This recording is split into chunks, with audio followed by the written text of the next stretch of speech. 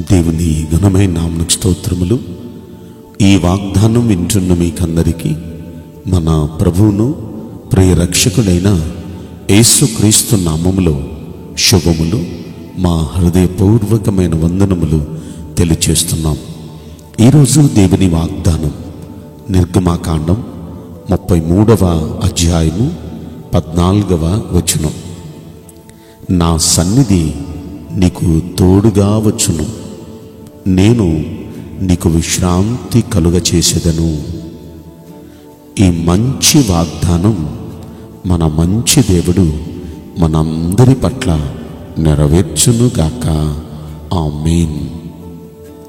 ఈ వాగ్దానం మన దేవుడు తన భక్తుడైన మోషేకు ఇస్తున్న వాగ్దానం.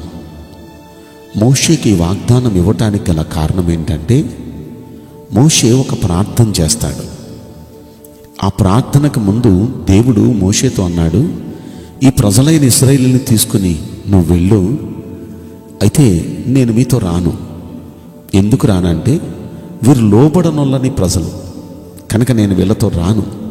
ఈ ప్రజలను తీసుకుని వెళ్ళు. నేను వాగ్దానం చేశాను కదా, ఆ వాగ్దాన దేశమైన ఆ పాలు తేళ్లు ప్రవహించు దేశం, ఆ కానాన్ దేశం నేను ఇస్తాను. నా వాగ్దానాన్ని నేను నిలబెట్టుకుంటాను, కానీ నేను మీతో రాను, తీసుకొని వెళ్ళు అన్నాడు. దానికి మోషే బ్రతిమలాడుతున్నాడు, అయ్యా వారు తప్పు చేశారు, వారు చేసిన తప్పును బట్టి మీరు రాను అంటే, అయ్యా మీరు రాకపోతే మాకు ఆ వాగ్దాన దేశం కూడా అక్కర్లేదయ్యా. మీరు లేని, మీరు రాని ఆ వాగ్దాన దేశం మాకు అక్కర్లా. మీరు మాతో కూడా వస్తే మేము ఇక్కడ నుండి దయచేసి బయలుదేరతామయ్యా. మీరు రాకపోతే మేము బయలుదేరమయ్యా. దయచేసయ్యా మీ సన్నిధి మాకు తోడుగా రావాలయ్యా, మీరు మాకు కావాలయ్యా అని బ్రతిమలాడాడు. మోషే అంతగా బ్రతిమలాడేటప్పటికీ అప్పుడు దేవుడు వాగ్దానం చేసి అంటున్నాడు, నా సన్నిధి నీకు తోడుగా వచ్చును, నేను నీకు విశ్రాంతి కలుగ చేసేదను అన్నాడు.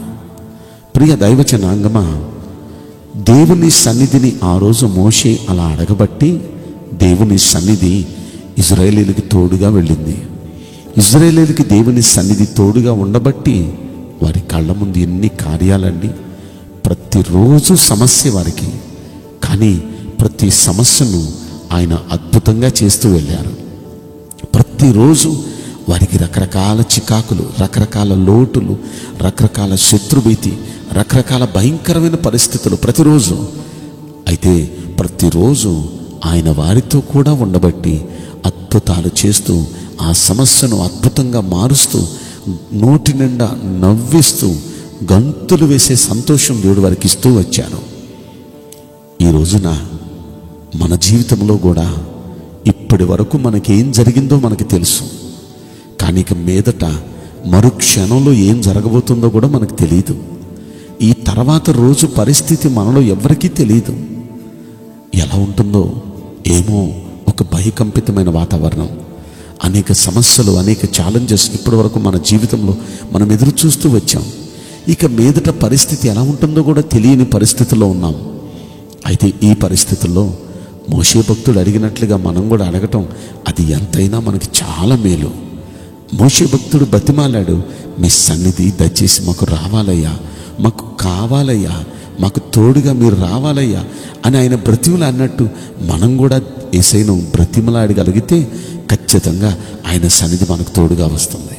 ప్రతిదినము ఎన్నో అవసరాలు కదా, మనకి ఎన్నో సమస్యలు కదా. ప్రతి సమస్యను అద్భుతంగా మలిచే దేవుడు మనతో కూడా ఉంటే సమస్యే కాదు. అగ్నిగుండం పెట్టారు షడ్రక్ మేషక్ అబేద్నెగోకి, అగ్నిగుండంలో వేసేసారు వాళ్ళని. కానీ ఆ అగ్నిగుండం కూడా వాళ్ళకి ఆనందంగా ఉంది, పాటలు పాడి నాట్యం ఆడుతున్నారు. కారణం ఆయన వారితో కూడా ఉన్నాడు కాబట్టి. సింహాల గుహలో వేసేశారు దానియేలుని, కానీ ఆ సింహాల గుహలో కూడా ఆనందిస్తున్నాడు దానియేలు, ప్రార్థిస్తున్నాడు, పాడి స్తుతిస్తున్నాడు. కారణం సింహాల గుహలో దేవుడు ఆయనతో ఉన్నాడు కాబట్టి ఆ సింహాల వలన తనకి ఏ ఆపద లేదు, ఏ ఇబ్బంది లేదు. ఎలాంటి పరిస్థితుల గుండా మనం వెళ్ళినా మన ప్రభు సన్నిధి మనతో కూడా ఉంటే, ఆ ప్రభు సన్నిధి మనం ఏడవాల్సిన సమయంలో ఆనందించేటట్టు చేస్తుంది. మన అక్కర్లు ఏ కొరతలున్నా కొరతలన్నీ ఆయన సన్నిధి తీరుస్తుంది. ఆయన సన్నిధి మనకు తోడుకుంటే శత్రు భీతి కూడా మనకేముండదు. ఆ శత్రు విషయంలో కూడా ఆయనే చూసుకుంటారు. ఏమైనా సరే మన ముందు భవిష్యత్తు విషయంలో అన్నిటినీ ఆయనే చూసుకుంటారు. అయితే ఆయన సన్నిధి మనకు తోడుగా రావటం మనకెంతో మేలు, ఎంతో మేలు, ఎంతో మేలు. కనుక మనం కూడా ప్రతిరోజు ప్రతి క్షణం ప్రభుని ఈ విధంగా ప్రార్థించడం మనకెంతైనా అవసరం. మోషే ప్రతిరోజు పొద్దున్నే లేవగానే అడిగేవాడు, మీ సన్నిధి మాకు తోడుగా రావాలయ్యా, దయచేసి మీ సన్నిధి మాకు తోడుగా రావాలయ్యా, మాకు మీరు కావాలయ్యా అడిగేవాడు. దేవుడు వారితో కూడా వెళుతూ ఉండేవాడు. మహిమ కార్యాలు వారు చూస్తూ ఉండేవాళ్ళు. మహిమ వారిని నడిపించేది. ఆ మహిమ ద్వారా దేవుడు వారు పోషించేవాడు, వారి అక్కర్లన్నీ తీర్చేవాడు, శత్రుభీతిని తొలగించేవాడు, అద్భుతాలు చేసేవాడు.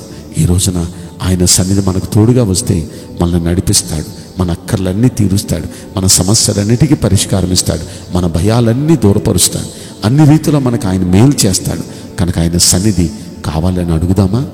నేను మీకోసం ప్రార్థన చేయబోతున్నాను. పరిశుద్ధుడా, ప్రేమగల యేసురాజా, మీ పరిశుద్ధ బంగారు పవిత్రమైన నామమునకు నిండు మనసుతో కోట్ల కొలదిగా స్తుతులు స్తోత్రములు వందనాలు చెల్లిస్తున్నాం. మీ సన్నిధి మా అందరికీ ఎంతో అవసరం తండ్రి. మీ సన్నిధి తోడు రావటం వల్ల మాకు ఎన్నో ప్రయోజనాలు ఉన్నాయి. అయితే దయచేసి ఈ వాగ్దానం వింటున్న ప్రతి ఒక్క బిడ్డకు మీ సన్నిధి తోడుగా వచ్చునుగాక. మీ నెమ్మది, మీ సమాధానం ప్రతి కుటుంబంలో ఉండునుగాక. నిశ్చయంగా అట్టి కృపను అనుగ్రహించి ఈ వాగ్దానం నెరవేర్చమని ఈ కొద్ది మనవులు నజరుడైన యేసుక్రీస్తు ప్రశస్తమైన నామములో మిక్కిలి వినయముతో ప్రార్థించి బ్రతిమలాడి వేడుకుంటున్నాం ప్రియ పరలోకపు తండ్రి. ఆమేన్. May God bless you all. Thank you.